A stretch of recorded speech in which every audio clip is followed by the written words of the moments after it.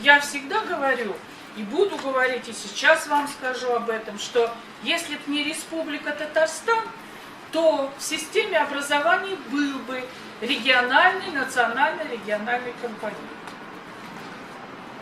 Если бы не Республика Татарстан, то у нас не было бы такого поручения со стороны Путина и не было бы таких коллизий, которые возникли в результате прокурорских проверок.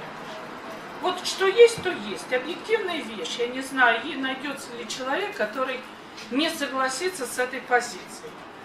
Не знаю, какое нужно иметь сознание, какую систему знаний, какую нужно структурированность сознания, чтобы отрицать два этих факта.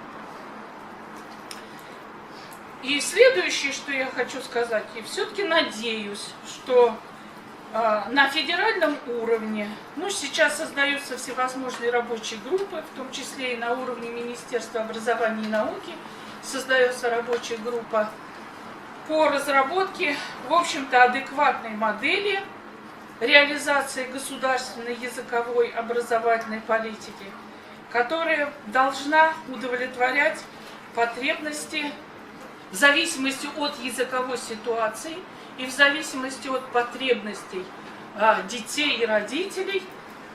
Я думаю, что вариативность системы образования позволит разработать и реализовывать различные модели. Сейчас будет тавтология, реализовывать различные модели реализации языковой образовательной политики. Вот, пожалуй, все, что я пока хотела бы вам сказать.